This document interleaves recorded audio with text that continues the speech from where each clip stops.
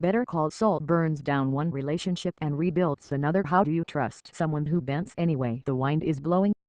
In the centerpiece of tonight's finale, Chuck McGill rips out paneling, punches holes in kitchen tile, and leaves piles of plaster, drywall, and insulation throughout his home, looking for whatever is still drawing current into his house.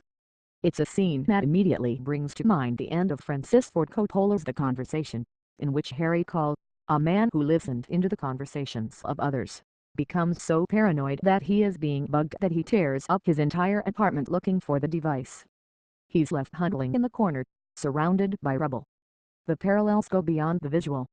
Both Harry and Chuck are driven to this extreme, then they find that a situation they thought they had under control was something other than what they assumed. Chuck's plan for outmaneuvering Howard, delivered with his usual faux offhand smugness in the HHM boardroom, falls apart quickly. What he never counted on was that Howard would rather go into debt, personally, than allow Chuck to keep hurting the firm. Turns out Howard is that one with the company's best interests in mind, even though Chuck has sanctimoniously claimed that for himself all along. Howard shows Chuck the door through a gauntlet of applauding associates. Even Jorge the janitor give him the final handshake, and there's no loophole to wriggle through. For Chuck, it's always been about having the upper hand. Other than his work, he has only one other arena in which he can score points: his relationship with his brother. And score he does, viciously and without a single qualm. He rebuffs Jimmy's reluctant apology with blight indifference, telling his brother to drop the act and spare himself the humiliation since both of them know he'll never change. Chuck, after all, doesn't really have feelings for Jimmy that need to be soothed. The truth is, you've never mattered that much to me. But once that's done, what is left for Chuck to fight, to win, to find purpose in? Only a battle against the electric meter, which stubbornly keeps turning even after he shuts off all the breakers. It won't yield to his will. There's nothing to find. No road back after slipping all the way back into the depths of his condition, no way to retain a pretense of exceptionalism. Just burn it all down. When Chuck kept futilely flipping switches to see if something was wired directly to the meter bypassing the breaker box, I was reminded of the do not turn off switch in Jimmy's Davis and Main office, the one he defiantly flipped. That was a moment where Jimmy rebelled against having to answer to an employer and signaled defiance for rules in general. But tonight Jimmy submitted to something: his relationship with Kim. No more would he try to go it alone, holding up his end of the partnership to keep the office as a symbol of the temporariness of his suspension. And Kim submits, too, to the laws of physics and physiology. When Francesca offers her an opening to keep the schedules she'd set up with Goatwood and Mesa Verde, despite having only one arm and cuts all over her face, she pauses and chooses a different path. Relax at on 2003. As Jimmy puts it, with snacks from her grateful clients and DVDs from Blockbuster.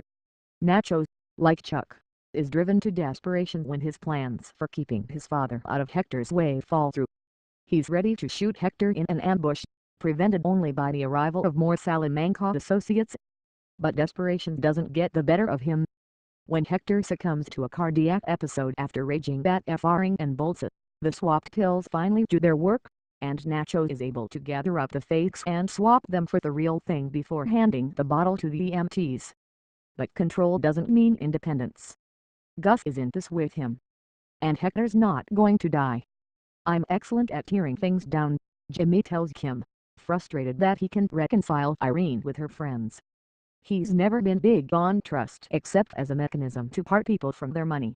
And so he doesn't understand that you can't just turn it on and off like a faucet or a light switch. Sometimes you've got to play to your strengths, Kim quips, and that's indeed the answer. He has to tear down the Sandpiper plaintiffs' trust in him in order to get them and Irene back on the same side, and even though it hurts, he goes through with it. No office, no clients who'll come back next year, no vision for James M. McGill, Aspire. But he's got Kim. They're battered and bruised, but their relationship is healthy, maybe better than it's ever been. The fire creeping up Chuck's curtains doesn't feel like a cliffhanger or a final twist, even though it's no doubt the reason this finale wasn't provided to critics ahead of time. It's the closing of the Chuck chapter, the despairing exit by a man who never knew how to exist without someone to lord it over. Yet once upon a time, before Chuck decided Jimmy was irredeemable, he protected him, reassured him, told him that Mabel would be alright, hiding out in a tent in a yard littered with debris mirroring the lawn of his own house decades later, on the last night of his life. Jimmy said goodbye and good riddance to Chuck this season, but he needed his brother to once to shield him from uncertainty, and then, in their adulthood, to prove him wrong, to defy or live down to that stubborn, infuriating image that was all Chuck would let him be. There's only one thing we know about what Jimmy will become, without Chuck looking over his shoulder. He won't get any more free, straight observations. The pacing of this episode was relentless, like the whirring of that hideous electric meter. Kudos to Jennifer Hutchinson, who put the script in final form, and Peter Gould, who directed. My favorite moment was one that passed very quickly and yet hit me like an electric shock. Nacho's getting out of the car with the gun and running to take position behind an empty car on a lot.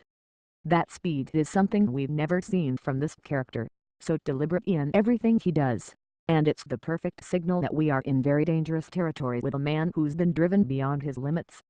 What leads up to that scene is seeing Nacho try to protect his father from Hector, whose condescension is infuriating. "Doug, that money on the counter," and Nacho pleading with his dad to take it. Let's hope that Hector's hospitalization and the single corridor plan of the Eladio operation means that the upholstery business stays clean.